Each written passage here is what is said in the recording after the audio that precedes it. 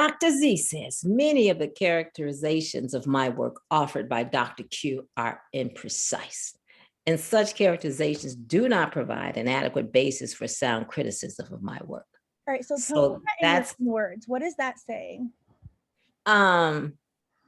He's insulted that Dr. Q is saying his work is not any good. Yeah. So and he's basing it on. Yeah. Sorry, you're doing great. I'm sorry. Oh, and then he's basing it on that Dr. Q is not providing any Dr. Q is not providing any proof that my work is no good.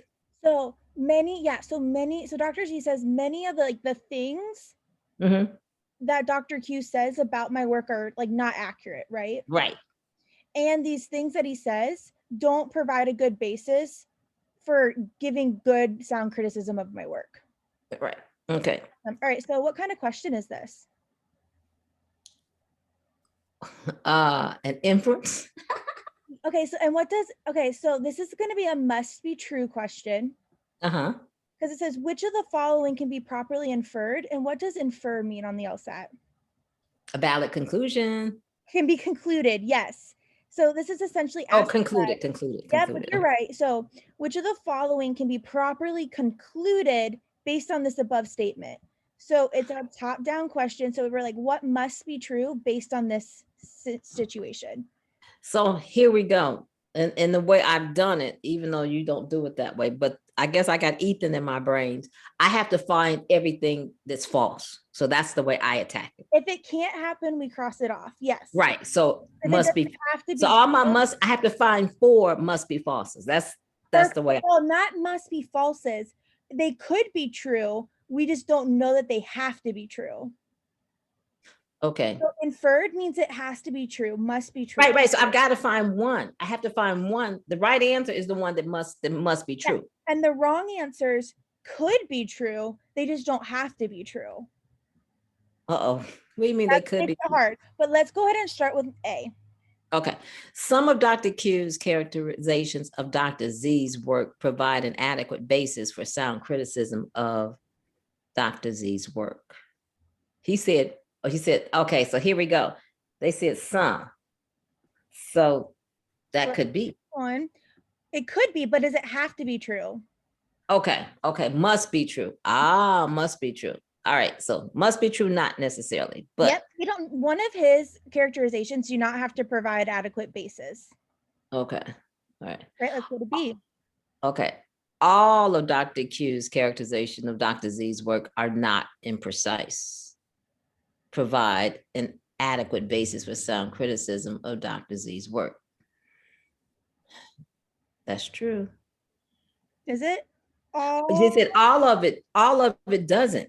All of the characterizations that are not precise are not imprecise. So the ones that are accurate, do those provide an adequate basis for sound criticism? They could. It could. But you said must be. Must be. Yes. So do you see? So once again, I said they could. Okay. Could, but we don't know. This goes back to like our lesson last night where we talked about like what could be true. Could be. Okay. So inference must be true. Must be, no matter what. Okay. All of the characterizations of Dr. Z's work by Dr. Q do not provide an adequate basis. Okay. For sound criticism of Dr. Z's work are imprecise. So could be C. Okay. But is it all? All again. All. Okay. So our say. Many. So many of the characterizations of my work offered by Dr. Q are imprecise. So does it have to be all of them are not good? That means I'm making it, but all of them every single one of his characterizations are wrong. Right. They don't provide he said all of them don't provide an adequate basis. That's what he's saying. He's saying all of them don't. No, he's saying many don't. Our stimulus says many of the characters. Right, maybe this is where I'm getting confused because Dr. Z says, well, many of the things that Dr. Q says are imprecise. Right. He says many are imprecise. Yes, where this answer says all of them are imprecise. And can we support that every single thing by Dr. Q is imprecise? Well, I didn't think he was saying all of them. But see, okay, maybe I'm reading it different. Oh, you're right. All's not right. You're right.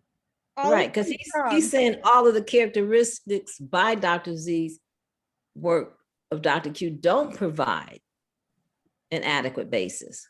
Right. Where our stimulus only supports many. Our stimulus doesn't support all. So C's wrong.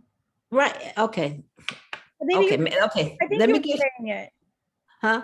I think you were saying the right thing. Okay. So just if I were doing it, just hold on. I would still have C. Just hold on. Okay. Let me C would be in. Then I would go to D. If the characterizations of someone's work is precise, then it provides a sound basis for criticizing their work. And so Dr. Z says he's imprecise. Mm-hmm. Okay, so hold on. I'm still like, let's see what E says. At least one of Dr. Q's characterizations of Dr. Z's work fails to provide an adequate basis for sound criticism. So E? Yeah, why is it E? Because he's saying at least one.